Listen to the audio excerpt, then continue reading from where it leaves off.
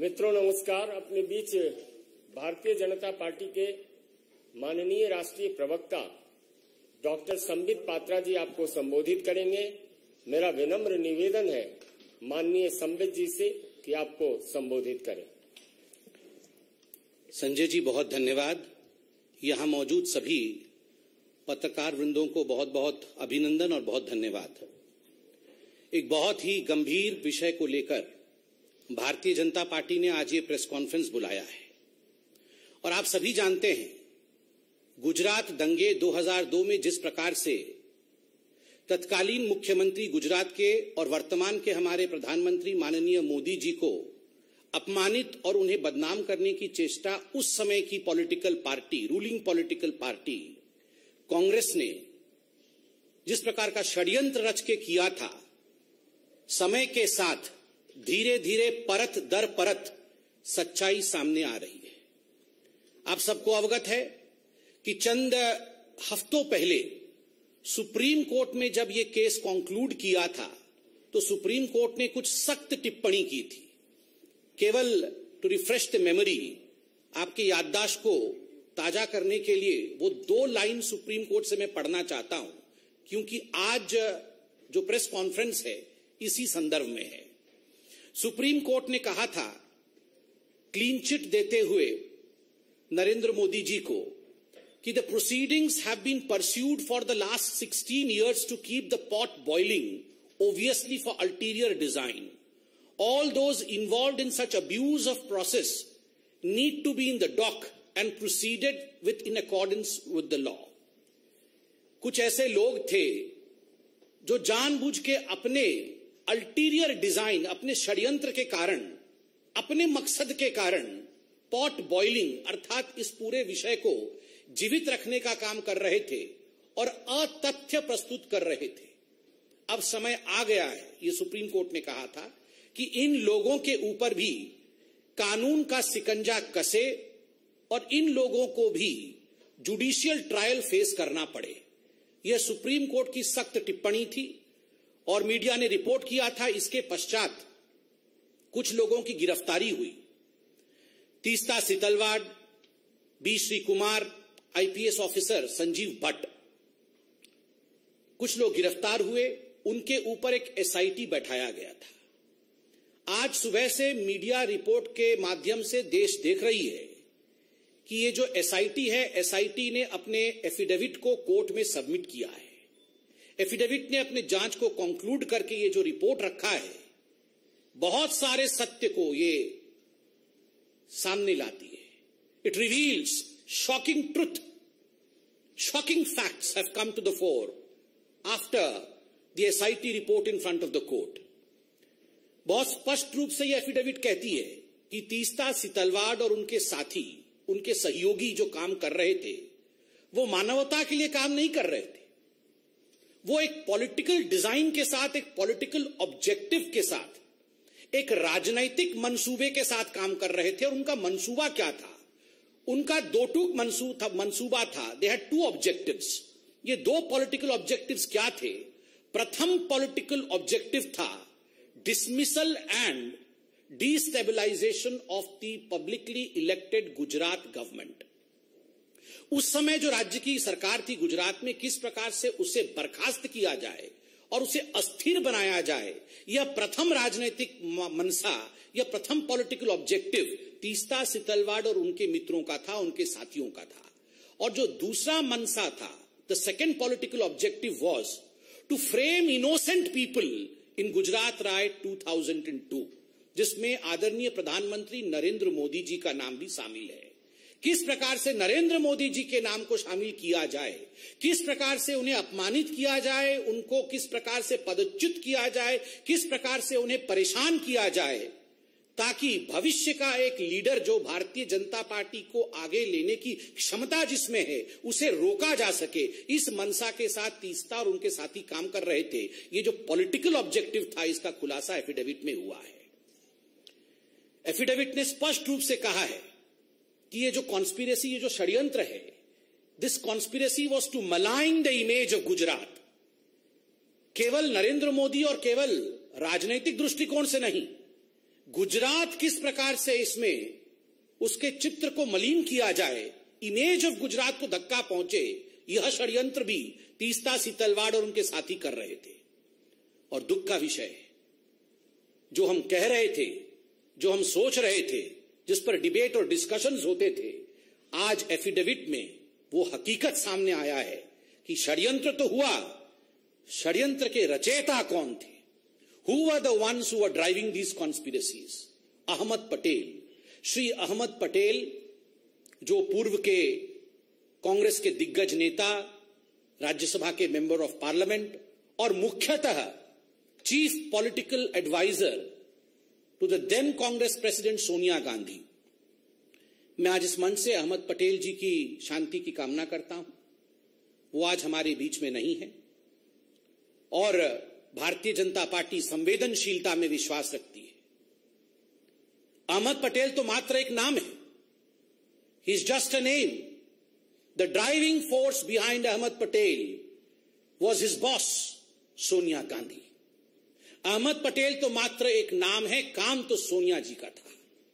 नाम अहमद पटेल, काम सोनिया जी, इसलिए अपने मुख्य राजनैतिक सचेतक, अपने मुख्य पॉलिटिकल एडवाइजर अहमद पटेल के माध्यम से सोनिया जी ने गुजरात के छवि को धूमिल करने की चेष्टा की। अहमद पटेल जी के माध्यम से सोनिया जी ने नरेंद्र मोदी जी को घेरने की चेष्टा की, उन्हें अपमानित और उन्हें किस प्रकार से निष्कासित किया जाए इसकी चेष्टा की। और ये पूरे षड्यंत्र की रचयिता सोनिया गांधी है। और आगे बड़े स्पष्ट शब्दों में यह एफिडेविट कहती है, मीडिया से हमने एफिडेविट डाउनलोड किया है क्योंकि मीडिया एफिडेविट चला रही है। And I would like to quote from the affidavit, and I quote, the applicant Setalvad held a meeting with Ahmed Patel and received ₹5 lakh at the first instance, where the money was given to her by one of the witnesses on the instructions of Patel. 2 days later, they met at the circuit house at Shahibabad in Ahmedabad, where she received ₹25 lakh more from Patel. This amount was not for relief work, as relief activity was carried out by Gujarat Relief Committee. There were many other political leaders in the meeting. पैसे दिए गए और जो पहला किस्त गया है, वो पहला किस्त 5 + 25 अर्थात 30 लाख का पहला किस्त सोनिया गांधी जी ने तीस्ता सितलवाड़ को दिया।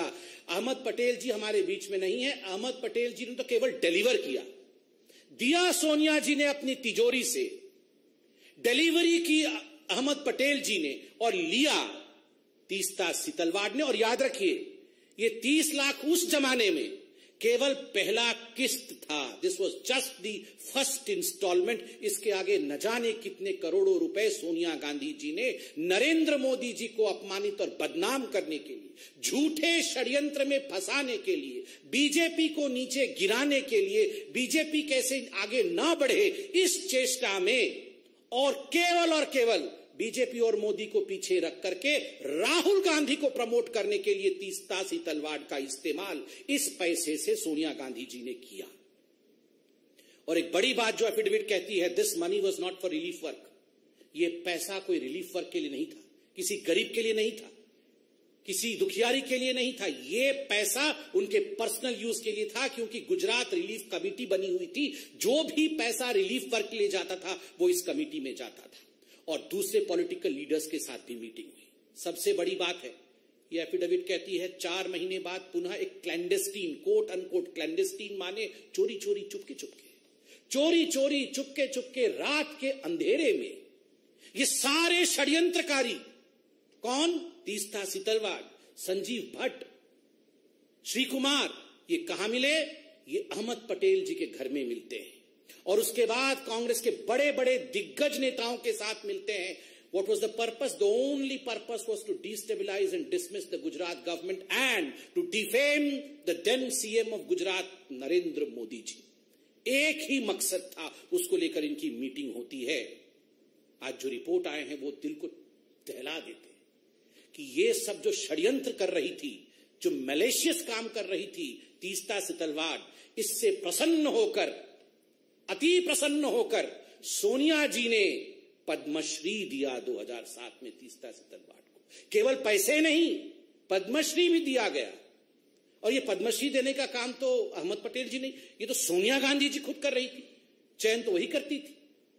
और याद रखिए, ये तीस्ता सितलवाड़ सोनिया गांधी जी के किचन कैबिनेट अर्थात एनएसी नेशनल एडवाइजरी काउंसिल की मेंबर थी।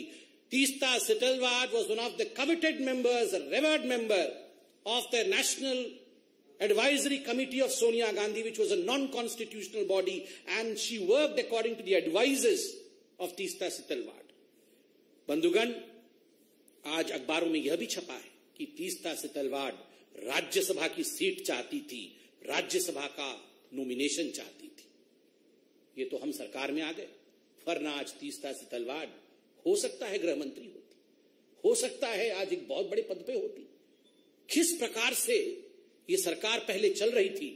और अंत में ये एफिडेविट कहती है, miss appropriation of funds for personal use. Personal use के लिए मिस अप्रोप्रिएट किया फंड, और ये जो फंड मिस अप्रोप्रिएट किया, इसका एक एफआईआर हुआ था, फिरोज खान पठान ने किया था गुलबर्ग सोसाइटी के। गुलबर्ग सोसाइटी के खुद फिरोज खान पठान ने किया था कि पैसा तो हमारे नाम पे इकट्ठा किया, म्यूजियम बनाएंगे ऐसा कहा, किंतु ये सारे पैसे आपने खर्च किए अपने ऊपर। और मैं आज एक मोटा सा दस्तावेज लेके आया हूं। ये जो दस्तावेज है, ये बीजेपी का दस्तावेज नहीं, ये हाई कोर्ट ऑफ गुजरात का जजमेंट है। आप सोचिए जरा, सुनिए जरा, मैं पढ़ता हूं।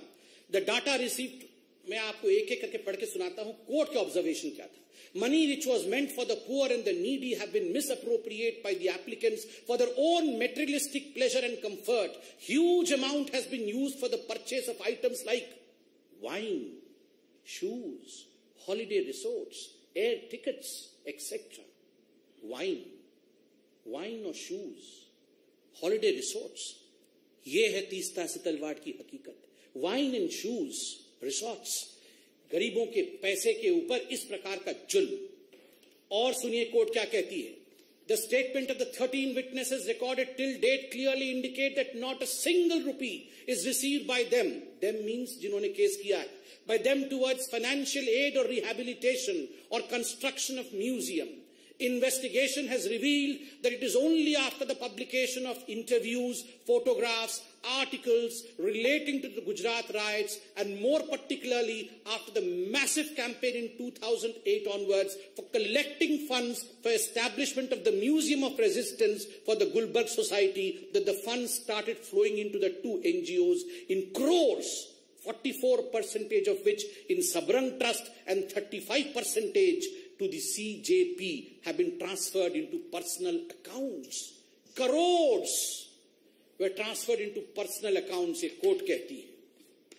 Having gone through the material on record, I have noticed, I means the judge, I have noticed something very shocking and at the same time extremely sad. मैं बहुत दुखी हूं, जज कह रहे हैं। There are serious allegations against the applicants of misuse and misappropriation of huge amount received by them through various donors. The money which should have gone to the poor and the needy appears to have been prima facie misused for their personal pleasure and comfort. Personal pleasure और comfort के लिए ये पैसा इस्तेमाल किया गया। बंधुगण, हमारी ये सरकार, मैं आज बीजेपी को भी धन्यवाद देता हूं। मैं तो एक बीजेपी का साधारण, हम दोनों जो बैठे हैं साधारण कार्यकर्ता हैं, मगर इस विराट पार्टी को आज हम भी धन्यवाद देते हैं। Not through vengeance, but through patience we work. कभी भी बदले के भाव के साथ नहीं, धैर्य के साथ ये पार्टी काम करती है। और आज जो उक्ति हजारों करोड़ों साल से कहा जाता है, भगवान के घर में देर है मगर अंधेर नहीं, ये सारे एफिडेविट, ये सारे जजमेंट आज ये प्रूव करता है कि अगर धैर्य रख के काम किया जाए, बदले के भाव से काम नहीं किया जाए, तो ऊपर वाला भी, the supreme consciousness yields, he listens, और सच्चाई सामने आती है। Truth has the uncanny habit of revealing itself. It may be late, but ultimately truth reveals itself, and the truth is the driving force behind the conspiracy for Sonia Gandhi.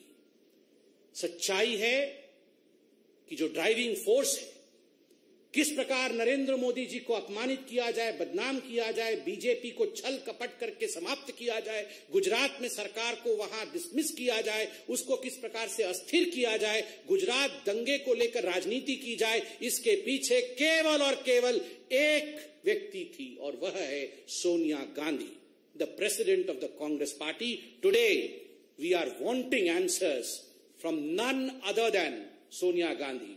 No Jairam Ramesh would suffice in answering this. Jairam Ramesh ji को एक कागज release कर देंगे और इनके कागजों की हकीकत तो हम 3 दिन से देख रहे हैं.